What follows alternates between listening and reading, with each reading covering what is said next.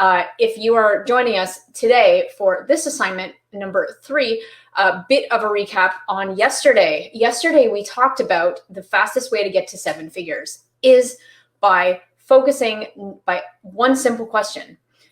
It is, who is the person I'm serving versus what is the product I'm selling? So today, we are going to be going a little bit further on that conversation as to when you start narrowing down. And by the way, if you've done that assignment, let me know below. And let me know if you need some help refining who your person is and who that customer avatar is, because that's why we're here, to help you guys get clear on who that person is that you're serving.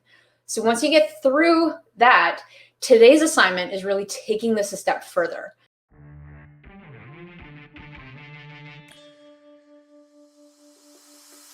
But before we do that, I want to tell you guys a story.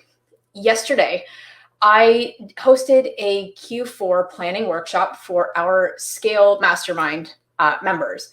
And so it's an advanced e-commerce mastermind we have for brands that are working with us to get from 6 to 7 figures or 7 to 8 figures. And in that, one of our, I'm not going to name names here, but one of our students came in. She's like, guys, I'm really excited. The work I've been doing together with growing my brand, and after launching it a couple years ago, I was just walking along the seafront one day and I saw this really cute house. And I thought, wow, I would love to own a beach house. And so she, after kind of looking at resources to see if she could do it, she bought a beach house. So this is an example of a brand who 2 years ago, when we were just starting out together, things were really hard to get going. It was difficult because, as you guys are all going to attest to, when you're just kind of starting a product, you have to figure out what's going to work. You go through self-doubt of, will people like your product? And then you start to sell your product and it takes on its whole life of itself. And things in the very beginning, when she was starting her company, she had so much self-doubt of, is this something that people would buy? Is it worth working the extra hours outside of her job? All these things. But she kept pushing, kept going, and eventually got it to a point where 2 years later, the business is now funding the life that she wants and enabling the life that she wants. And I want to bring up the story because there's 2 parts of the story.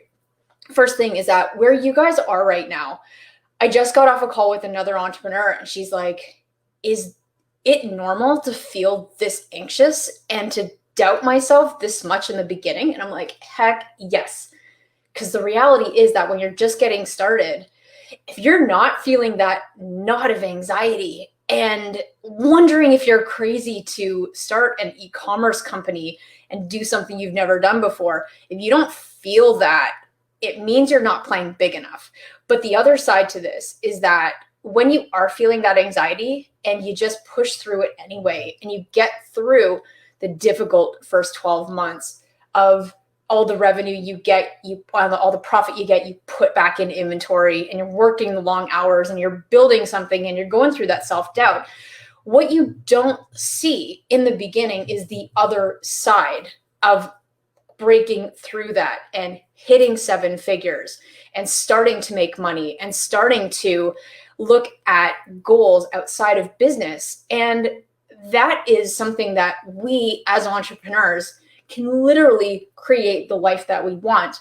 But it's something that we get so stuck in right now because all you can see is your launch and all you can see is a self-doubt, or all you can see is a store that you have that isn't getting the traction you want right now, that we don't give ourselves an opportunity to think bigger, to think past that, to think, why am I putting in these hours? Why am I going through this crippling self-doubt? Why am I putting everything I have into this thing so I can quit my job? And the reality is because you're playing for something bigger. So earlier in this challenge, if you were with us during the warm-up, that goes back to the vision question of like, why are you doing this? So the one thing I want to kind of start this broadcast off with today is kind of a message to say that if you feel that crippling anxiety, it is okay and it's completely normal. And it's something that is not going to go away for a long time. But when you trust the process and you know that there's really exciting things that this business is going to unlock for you, like beach houses or whatever your version of that is, that's what you need to keep you going every time. So that was a kind of a win that I wanted to share with you guys, because I think that it's super, we just kind of lose sight of things like that in the beginning. So second thing is, let's actually build onto what assignment 3 is. And by the way, if you resonate with any of that, drop it below. We are here to connect with each other, and you're not alone in how you feel. It is supposed to be this hard. So if anyone else tells you that, you're in the wrong spot. Okay, so let's go into the third assignment. Yesterday, we talked about the biggest mistake that online sellers make, and that's focusing too much on the product that you're selling and not who is the person I'm serving. Okay, as human beings, we are always focused on ourselves. So when Seth Godin coined this term in one of his books, I think it's Purple Cow, but please correct me if I'm wrong, but he has this saying that says that everyone's favorite radio station is the sound of their own name, or I. It's WIIFM. And I can't post that, but WIIFM. What's in it for me? Which means that marketing, the basics of marketing is getting somebody's attention. And the only way to get someone's attention is to focus your messaging on how it's relevant for them. So yesterday we took a look at defining who your person is. Today we're going to look at how to get their attention. And so when it comes to developing solutions or products for your customer, let me paint this picture. On our Q4 Mastermind yesterday, one of our other clients is in the supplements space. So she's selling supplements. And she's like, hey, I don't really know what to post on social media because I just feel like it's really boring talking about my product all the time. I was like, okay, what are you selling? So she takes a minute and she's like, what I'm selling is the result. So what I'm selling is better recovery, better mental performance, making people feel better. I was like, Kate, that's great. So when you look at what you're selling, you're not actually selling the product. What you're selling is a result. What you're selling is a transformation. When people buy a product, they're doing it to solve a pain point in their life. And so that's what we need to start looking at and really defining this thing called a transformation, or what is the end result someone gets by using our product, because that is what you're selling. So I'd like to give you a couple of examples. One of the products we launched is the Monk Manual. So shout out to Steven. The Monk Manual is a planner. Okay, it's a planner, but it's not a planner. What we sell it as, it is a 90-day system for being and purposeful being and doing. Basically, it's a planner that helps you get more gratitude and stillness and focus in your life so you can focus your time on the things that matter. Okay, so we sell Monk Manual as the result that somebody wants. So if I want more gratitude, more happiness, more at peace, more presence in my life, the Monk Manual is a system that actually allows me to do that every day. Okay, that's a transformation. So when we look at who our customer is yesterday, if Monk Manual as an example, if their customer are parents that want more quality time with their kids, or entrepreneurs that want more gratitude in their life, we define yesterday what we did is we looked at, okay, well, I serve this customer. So that person could be CrossFit athletes for you. It could be entrepreneurs. It could be moms. It could be different groups, right? But today what we need to look at is, okay, well, how does your product improve their lives specifically? And that's the transformation that we're going after today. Another example that I brought up yesterday was actually in the post. So Lisa from Sari's Chill.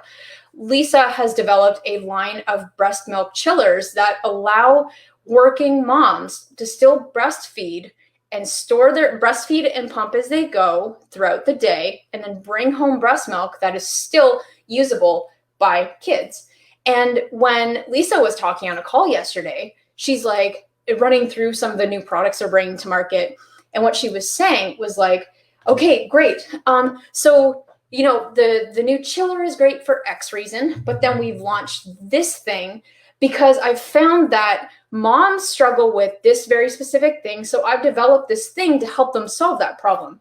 And then this other thing over here, when they get really tired, now we've created something to help them with that. And she was literally just going off and off about talking about why exactly she's bringing new products to market. She didn't say, oh, you know what is selling really well on Amazon right now? Bottle carriers, great. And then goes and designs that. She doesn't do that. She does product design, and she's going to be like arguably an 8-figure brand very, very soon. But like Lisa designs products by listening to what her customers struggle with and design better solutions for her audience. And while I can't tell you what those products are because NDAs and stuff like that, you'll find out very soon. But the thing is that founders that bring products to market that scale fast, that become authorities in their space, as in they're like the go-to product, they listen to what their customers or even their audience that they're going after, if you're just starting, really figuring out what their pain points are, what they're struggling with, and then bring a product to market that helps solve that pain point. So it's kind of two-pronged this way. We have one where you design a product to solve a pain point and kind of help someone go through that transformation. And the second thing is communicating that. So think there's a really great quote in Building a Story Brand, which is a book we're doing in my monthly book club right now, where he says you should test your message with your customer. So when you explain to someone what your product does, hey, my product helps moms get more peace of mind and breastfeed more easily, or my planner helps people get more peace in their life, whatever that is, you want to put it through the caveman test, where if you can explain it to a caveman, they can tell you and understand exactly what it means. So really like distill it to its essence with that. So that's where you want to do is define what happens. So when it comes even like taking this back, if you developed aspirin, what does aspirin do? Well, aspirin as a product is a pill. Yes, but what does it do? Well, people buy aspirin to relieve a headache. So the solution, the result, the transformation, however you want to label it, is that thing, that reason why people buy your product. So that is where we are today with step 2. Is yesterday was all about getting clear on who your person is and seeing things in terms of who you serve. And today is about figuring out what is that transformation or that outcome or that reason that people purchase your product. And so today is all about defining your transformation. So today's assignment, when you have done this, in the comments, please write transformation. And as a bonus, I'm going to link you to 2 case studies of a couple of our past clients that have actually gone through the trenches and kind of walk through what the first 12 and 18 months of starting an e-commerce brand are really like. So I'm going to drop that as a bonus. It's not officially part of the assignment, but today's assignment, drop transformation below this video when you've done this. And if you are stuck, we are coaching you here for this week. So if you really don't know what your transformation is, or you don't think it's right, or you're doubting yourself, let me know in the comments, tag me, and we will help you work through this and get really clear. Because everything we do between yesterday, today, tomorrow, all of these build on each other And we need to start with foundations and clarity. So anyway, guys, happy Thursday, and I will talk to you soon. Again, transformation. See you later. Bye. Hey guys, that wraps up this day of the challenge. To go to the next video, be sure to select this one when this video ends. How are you liking the content so far? Let me know below. Anyway, guys, we'll see you soon. Bye.